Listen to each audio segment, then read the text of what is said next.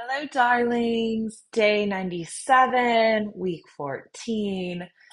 So excited to join you today. We are building up to a full moon this week, and we have shifted into a new gene key.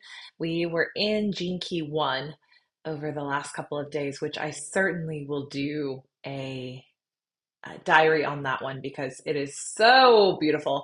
And I still owe you guys a diary on the 50th gene key from Libra season. Both are on my immediate to-do list. But yeah, fresh energy today, new energy today. Feels like a first line energy, which, if you know anything about the profiles, is all about investigating and finding a foundation and solid footing. It is also 11:11. It is a portal today, and feels like with the shift of Venus from Sagittarius into Capricorn, it feels like a time to get your shit together. I've been speaking to a lot of people who have had some stuff coming up with money and desires to get their finances in a better order. I've also had some people who are encountering some trouble with their cars, um, needing to shift living situations. So there's a lot of stuff moving and shifting and clicking into place. I also think that this is because of the shadow of Mercury. It is going to go retrograde very soon. We're also going to see a Mars retrograde in beginning of December. And it'll be a longer retrograde period, so that could be something that we start to get a sense of because it's a longer transiting period. So it'll have a bigger shadow window. In my opinion, that's just how I experience it. So that may be something that's coming up a little bit later on in November, but I wanted to just say, I hope that everyone is navigating Scorpio season beautifully. I hope that it is taking you very deep within your relationships to money, sex and intimacy, your integrity.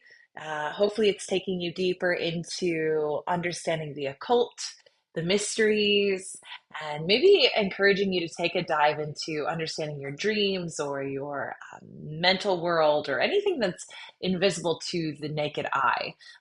Those things that lay, underneath the surface. That's all Scorpio's world. And so hopefully that you've been leaning into that and you're able to have come to some deeper awarenesses and conclusions there. With that being said, this week Pluto is also moving, next week officially, Pluto will be have moved into Aquarius. And so that is really, really cool. We will not see Pluto in Capricorn again, I think, unless you live another 400 years. I don't want to be negative, but you might not ever see it again in this lifetime, maybe in another lifetime. Um, so, so yeah, it's we've been the unique generation that got to live through generations that have gotten to experience Pluto and Capricorn as it retrograded and shifted through, and it's a long transit and very long. Excuse me, 20 some years long. So it is definitely something that, yeah, it takes, there's 12 signs in the zodiac wheel. So for it to come back around again to Capricorn, it's going to take some time. So we're getting to witness and be a part of that shift from Pluto and Capricorn to Pluto and Aquarius. And so Capricorn is the old, Aquarius is the new. Capricorn is structures, um, the stern father. It is organized government, and um, it is very restraining. It's a constrictive energy. Saturn is a beautiful gift. Wherever it is in your chart, it is there to encourage you to build more structures around whatever it is you have there, and to create systems to help you feel secure and solid.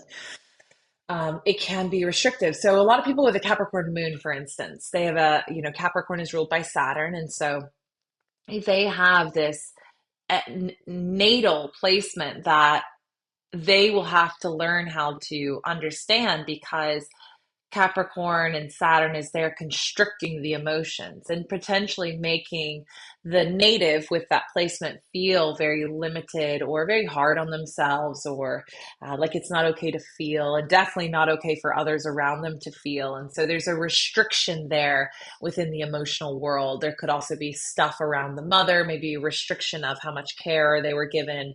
Um, there usually is a need to overcome how much care they're comfortable giving to others.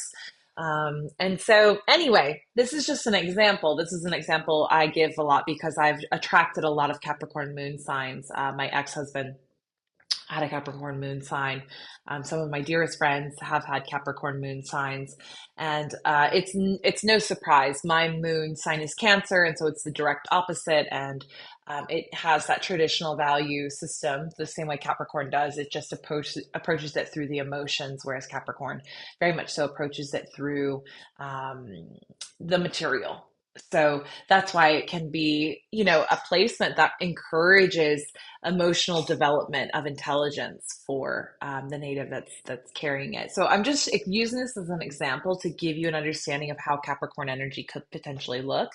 Um, and for us to be under a collective energy of Capricorn, there has been structures and limitations placed upon us that some of us have found a way to thrive within and create a life that is truly ours and prosperous and abundant. And that we may have found freedom within that.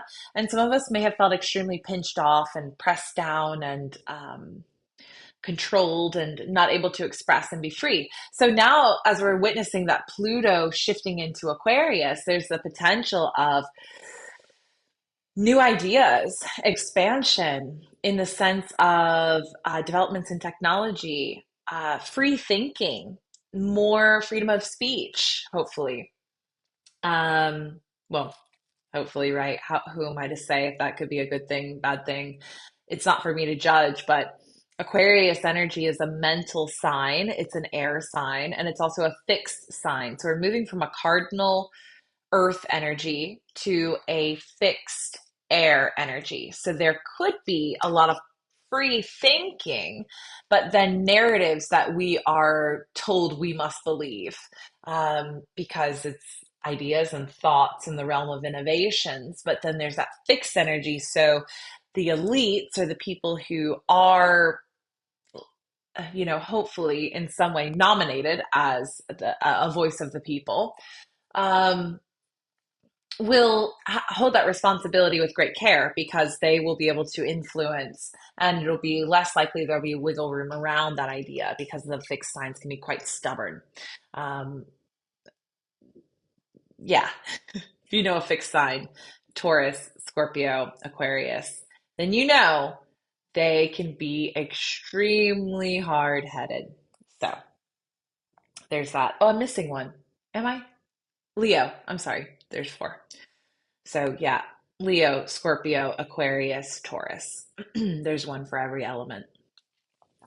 Anywho, I feel, and most astrologers feel very positive about this shift, simply for the sake of it being a lighter energy on one side of the air. And so we're going to be working with ideas, concepts, and innovation. And ideally, Aquarius is a very unconventional thinker. That's why I said it's the new. Aquarius is often known as the alien archetype of the zodiac. It's very otherworldly and somewhat heretical, and wants to challenge the norms. And so this could feel like a really nice breath of fresh air for that old, tired, sort of worn down Saturn energy that I think a lot of us have felt in some sort of way or another in the past 20 years with that Pluto and Capricorn energy, and maybe somewhat controlled and held back and not able to expand in the way through some of these structures that have limited us. I have none exactly to give as an example. I'm not also alluding to anything. I'm just offering some potentials of how this could look for you. Um, so yeah, this is a big week, lots of change, and we've got a full moon coming up too, coming in hot. Let me go ahead and check the moon percentage for you guys.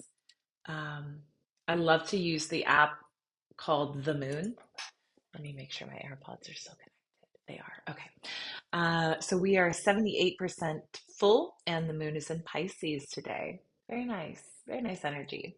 We have a cacao circle tonight at Prana Salt Cave, and then next Monday, 6:30 to 8:30, we have another cacao ceremony. Again, I love doing them on Mondays, moon days. It's ruled by the moon. It's a great time to gather, open our hearts, drink chocolate, maybe share something that you've been moving through, and um, yeah, and just be in community. Be in a gentle, tender community. I mean, it's a space where you can bring something, or you can just bring yourself, or you can just be. And I love that about the space that we create together. So please feel free to come if you're local. Prana Salt Cave, love to see you there. And I hope some of this information is helpful for you as you navigate this week and observe some of the things that you've been noticing and sensing and feeling. And yeah, I love you. I'll follow up tomorrow with likely a Gene Key diary. So stay tuned. Bye, babes.